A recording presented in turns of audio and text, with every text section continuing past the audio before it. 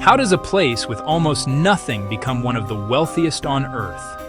Well, this is the extraordinary story of Singapore, a tiny island, a mere speck on the world map, nestled at the very tip of the Malay Peninsula.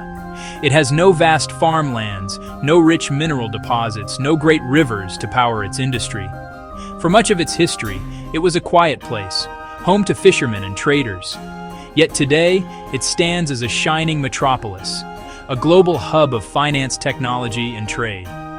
Its journey is a testament to what can be achieved against the odds.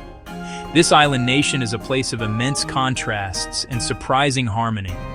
Towering skyscrapers of glass and steel rise beside traditional shophouses painted in vibrant colors. Ancient temples and mosques share the skyline with futuristic gardens that seem to have sprung from a science fiction novel. The air is filled with a symphony of languages, and the streets are a festival of culinary delights from across Asia. Understanding Singapore is to understand a story of human ingenuity, careful planning, and the remarkable ability of diverse cultures to come together and build something truly unique. Long before the gleaming towers appeared, this land was a quiet, swampy island known as Temasek, meaning sea town in Old Javanese. It was a small settlement, a tranquil fishing village surrounded by dense mangrove forests. The local inhabitants, the Orang Laut or sea people, lived in harmony with the tides. They fished in the surrounding waters and traded with the occasional passing ships, seeking shelter in its natural harbor. Legends tell of a prince who saw a majestic lion, a Singa, giving the island its new name, Singapura, the Lion City. The island's location was its hidden treasure. It sits at the mouth of the Strait of Malacca, one of the world's key shipping lanes. China, India, Europe, the Far East traders carried silk, spices, porcelain, and tea would navigate these waters. Singapore, with its deep harbor and fresh water, was a natural stopping point. It became a small but important node in a sprawling trade network, a quiet player in a larger global drama of commerce and exploration. The 20th century brought with it the dark clouds of global conflict. During the Second World War, the island, then thought an impregnable British fortress, fell to Japanese forces in 1942. This was a period of immense suffering and fear for the people of Singapore. The occupation shattered the myth of colonial protection and planted the seed of self-determination. When the war ended in 1945 and the British returned, things were different. Calls for independence grew louder. After the war, Singapore joined its neighbor in the Federation of Malaysia in 1963. The hope, a larger, stronger nation. But deep political and ideological differences soon emerged. Social unrest and tension followed. The partnership was fraught with conflict. Visions for the future proved incompatible. Just 2 years later, Singapore was asked to leave the Federation. On 9 August 1965, Singapore became an independent, sovereign republic against its will. This was not a joyous birth of a nation. It was a moment of profound crisis. Lee Kuan Yew wept on television as he announced the separation. The new nation was tiny, impoverished, surrounded by potentially hostile neighbors. It had no natural resources, a severe housing shortage, a divided population. Its very survival was in question. International observers were pessimistic, predicting failure. From this desperation, a remarkable sense of purpose was born. To understand Singapore is to understand its people. The nation is a vibrant tapestry woven from the threads of many different cultures. The majority of the population is of Chinese descent, followed by significant communities of Malays, who are the indigenous people of the region, and Indians, largely from the southern parts of the subcontinent. Alongside them are Eurasians and a large expatriate community from all corners of the globe. This rich mix is not just a demographic statistic. It is the very essence of Singapore's identity, celebrated as a cornerstone of the nation's strength and dynamism. This multiculturalism is enshrined in the nation's policies and daily life. There are 4 official languages: English, Mandarin, Malay, Tamil. English serves as the common language of administration, business, and education, allowing people from different ethnic backgrounds to communicate and work together seamlessly. The national anthem, Majulah Singapura, Onward Singapore, is sung in Malay.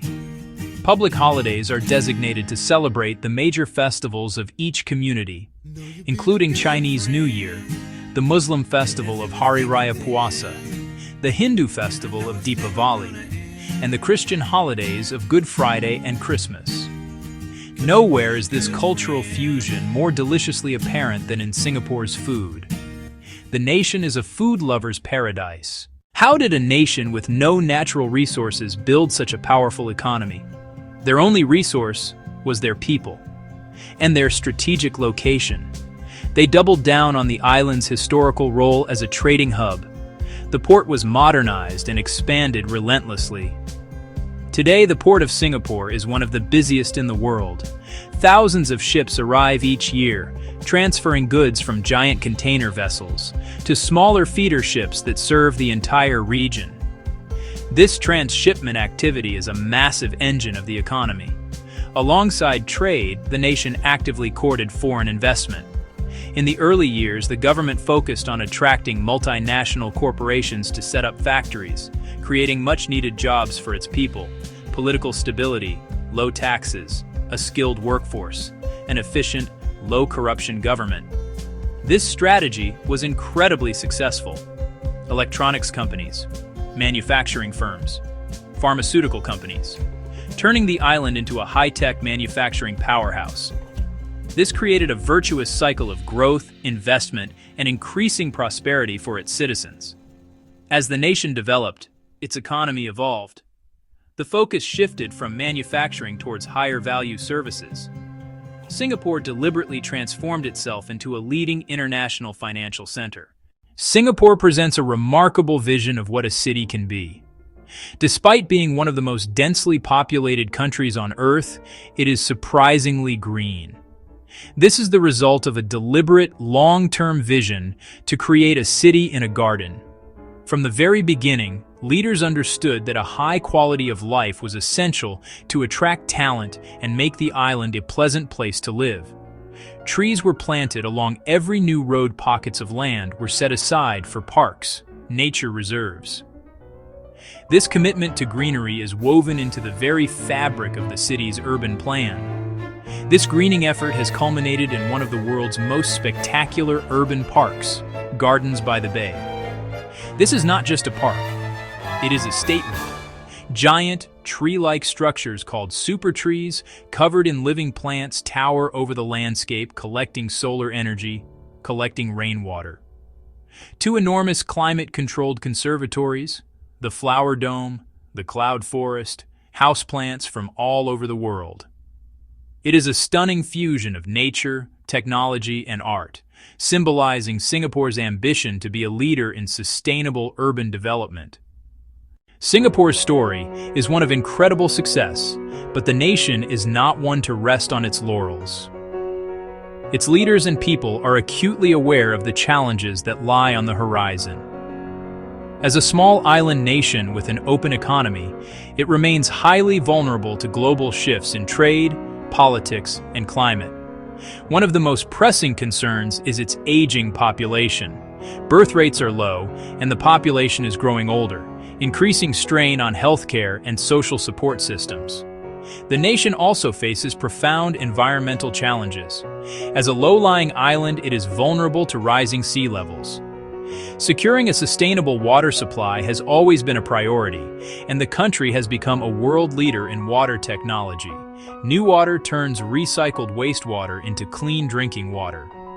Food security is another challenge. Singapore imports over 90% of its food, so it is investing in high-tech urban farming to grow more locally. Despite these challenges, the spirit of Singapore is quiet confidence and pragmatic optimism, investing in research and development, artificial intelligence, and sustainable technologies. The goal is to build a smart nation using technology to improve lives, create new economic opportunities, solve urban problems, and keep education at the forefront. It is a continuous process of reinvention. In conclusion, the story of Singapore is a powerful reminder of what is possible.